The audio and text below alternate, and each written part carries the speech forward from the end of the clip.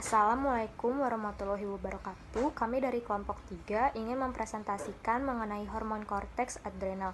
Adapun kelompok dari kami yaitu yang pertama ada Audi Isyani Aribowo NPM 59, yang kedua Bunga Nur Anissa dengan NPM 60, yang ketiga Kristina Febiola Lubis dengan NPM 63, yang keempat Lestari Mahardika Urbaningrum NPM 73, yang kelima Nena Faujiasari dengan NPM 75, dan yang terakhir Sri Devi Anggraini dengan NPM 81.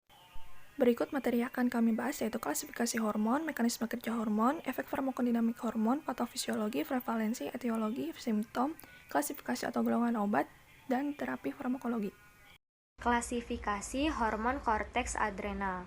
Secara kimiawi, hormon korteks adrenal merupakan hormon steroid. Hormon ini mengeluarkan sejumlah besar steroid ke dalam sirkulasi. Hormon korteks adrenal dapat diklasifikasikan menjadi 3, yaitu glukokortikoid, yaitu steroid yang memiliki efek penting pada metabolisme intermediat dan fungsi imun. Yang kedua, mineralokortikoid, yaitu steroid yang memiliki aktivitas menahan garam. Dan yang terakhir yaitu androgenik, yaitu steroid yang memiliki aktivitas estrogenik atau termasuk hormon seks. Pada manusia, glukokortikoid utama adalah kortison, dan mineralokortikoid terpenting adalah aldosteron. Secara kuantitatif, dehidroepiandrosteron atau DHEA dan bentuk sulfatnya DHEAS adalah androgen utama adrenal. Namun, DHEA dan dua androgen adrenal lainnya, yaitu androstenediol dan androstenedion, adalah androgen lemah atau melalui konversi estrogen. Androgen adrenal merupakan prekursor endogen utama estrogen pada wanita pasca menopause dan pada wanita yang berusia lebih muda yang fungsi ovariumnya kurang atau tidak ada. Mekanisme kerja hormon. Suatu model interaksi sebuah steroid atau S, misalnya kortisol, dan reseptornya R, serta proses-proses selanjutnya di sebuah sel sasaran. Steroid terdapat di dalam darah dalam bentuk terikat ke globulin pengikat kortikosteroid atau CBG, tetapi masuk ke dalam sel sebagai molekul bebas. Reseptor intrasel terikat ke protein-protein stabilisator, termasuk dua molekul headshock protein 90 atau HSP90 dan beberapa lainnya yang disebut X dalam gambar ini. Kompleks reseptor ini tidak mampu mengaktifkan transkripsi. Ketika kompleks mengikat sebuah molekul kortisol, tercipta suatu kompleks tak stabil dan HSP90 serta molekul-molekul terkait terlepas. Kompleks steroid reseptor kini mampu mengalami dimerisasi, masuk ke nukleus, mengikat glukokortikoid respon element atau GRE di regio regulatorik gen dan mengatur Transkripsi oleh RNA polimerase 2 dan faktor-faktor transkripsi terkait lainnya. Berbagai faktor regulatorik atau tidak diperlihatkan mungkin itu serta dalam mempermudah koaktivator atau menghambat korepresor respon steroid. mRNA yang terbentuk disunting dan diekspor ke sitoplasma untuk menghasilkan protein yang melaksanakan respon hormon. Alternatif terhadap interaksi kompleks steroid reseptor dengan GRE adalah interaksi dengan dan perubahan fungsi faktor-faktor transkripsi lainnya, misalnya NF-kB di nukleus sel. Efek farmakodinamik yang pertama ada mineralokortikoid dengan efek reabsorpsi natrium meningkat. Yang kedua ada glikokortiroid dengan efek yang pertama, respon otot puls vaskular dan bronkus terhadap katekolamin menurun jika tidak terdapat kortisol dan pulih oleh jumlah normal hormon. Yang kedua, memiliki efek menghambat penyerapan glukosa oleh sel otot. Yang ketiga, memiliki efek berkurangnya massa dan kelemahan otot serta menipisnya kulit penekanan respon imun. Yang ketiga ada androgenik dengan efek membangkitkan libido dan androgen diubah menjadi estrogen hormon steroid pada wanita oleh jaringan tubuh lainnya. Prevalensi penyakit Cushing syndrome adalah penyakit yang jarang dengan angka kejadian 0,7 sampai 2,4 per 1 juta populasi per tahunnya. Dalam studi populer di Denmark pada tahun 1985 sampai 1995 melaporkan pasien yang terdiagnosis Cushing syndrome sebanyak 166 pasien selama 11 tahun. Estimasi prevalensi penyakit Addison adalah 1:20.000 orang di Amerika Serikat dan Eropa Barat. Patofisiologi. Korteks adrenal memproduksi 3 hormon steroid, yaitu hormon glukokortikoid atau kortisol, yang kedua mineralokortikoid atau aldosteron, dan androgen yaitu dehidroepiandrosteron. Hormon utama dalam kejadian suatu krisis adrenal adalah produksi dari kortisol dan adrenal aldosteron yang sangat sedikit. Kortisol meningkatkan gluconeogenesis serta menyediakan zat-zat melalui proteolisis, penghambat sintesis protein, mobilisasi asam lemak, dan meningkatkan pengambilan asam amino di hati. Kortisol secara tidak langsung meningkatkan sekresi insulin untuk mengimbangi hiperglikemi, tetapi juga menurunkan sensitivitas dari insulin. Kortisol juga mempunyai efek antiinflamasi untuk menstabilkan lisosom, menurunkan respon leukositik, dan menghambat produksi sitokin. Aktivitas fagositik dipertahankan, tetapi sel mediated immunity hilang dan pada keadaan kekurangan kortisol dan mensupresi sintesis adrenokortikotropik hormon atau ACTH. Aldosteron dikeluarkan sebagai respon terhadap stimulasi dari angiotensin II melalui sistem renin-angiotensin, hiperkalemi, hiponatremi, dan antagonis dopamin. Efeknya pada target organ primer, misal ginjal, meningkatkan reabsorpsi dari natrium dan sekresi dari kalium dan hidrogen. Mekanismenya masih belum jelas. Peningkatan dari natrium dan kalium mengaktifasi enzim adenosin trifosfat atau NAKATPase yang berfungsi untuk transportasi natrium dan juga meningkatkan aktivitas dari karbonik anhidras.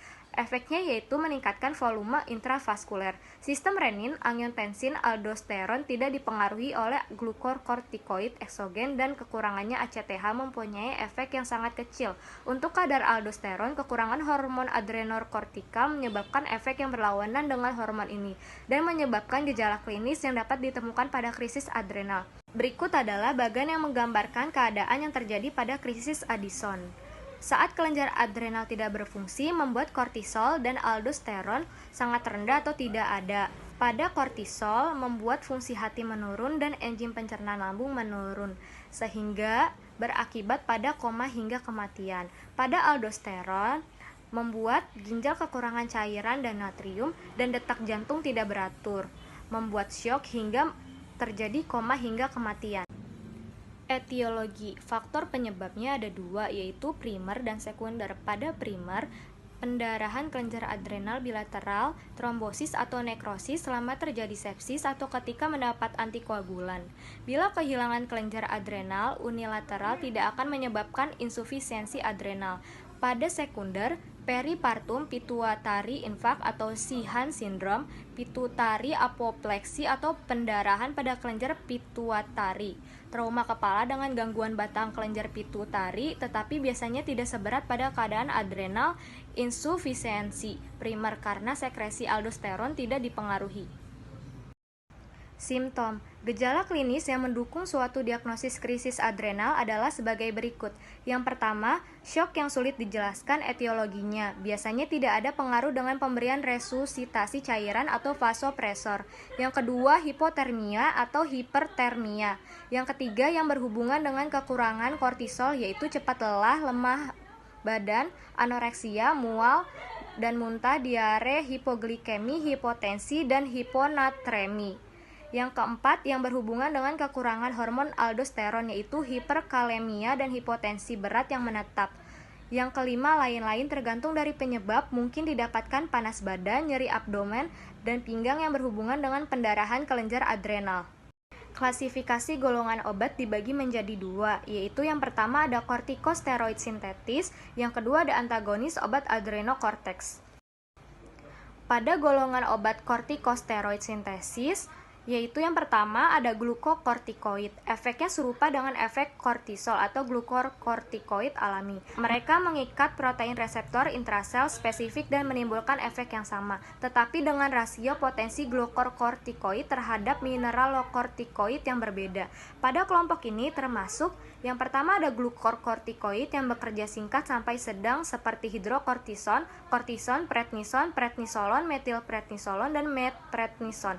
Yang kedua ada glukokortikoid yang bekerja sedang seperti triamcinolon, parametason, dan fluprednisolon. Yang ketiga ada glukokortikoid yang bekerja lama seperti betametason dan dexametason.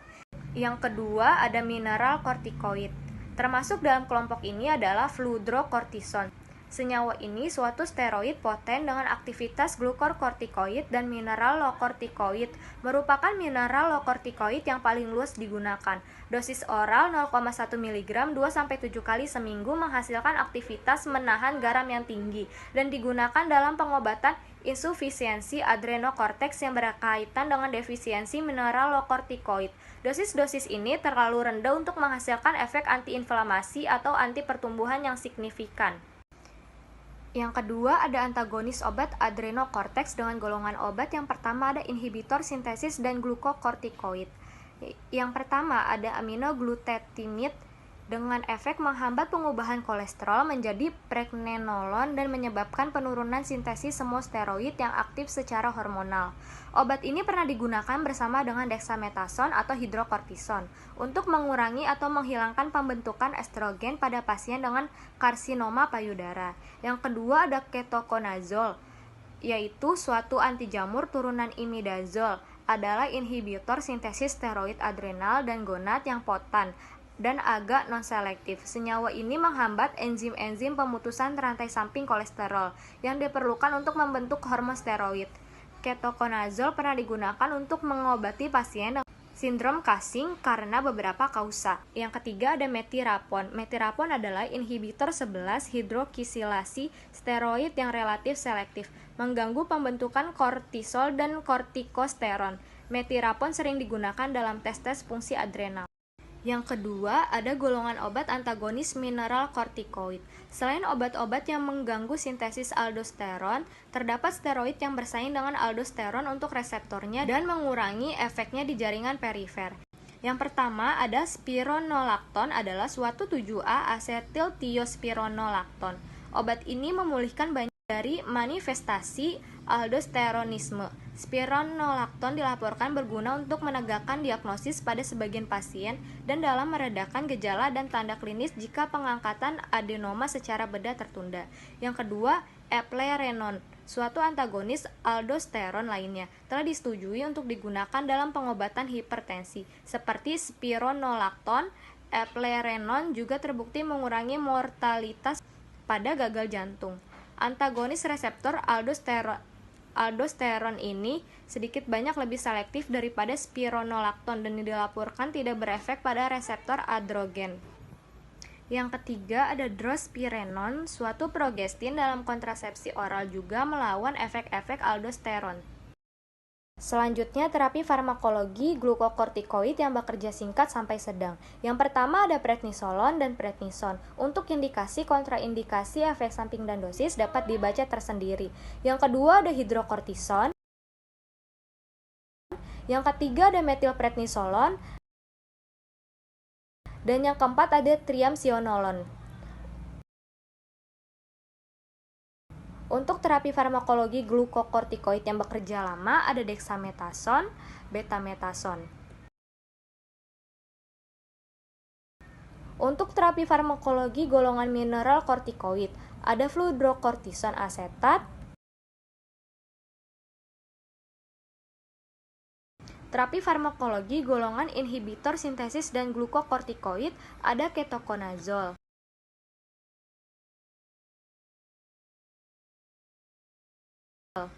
Terapi farmakologi untuk golongan antagonis mineral kortikoid ada spironolakton.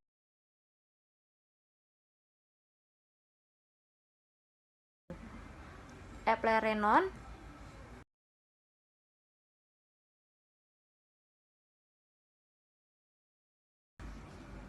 Sekian presentasi dari kelompok kami. Maaf bila ada kekurangan dan kesalahan kata. Wassalamualaikum warahmatullahi wabarakatuh.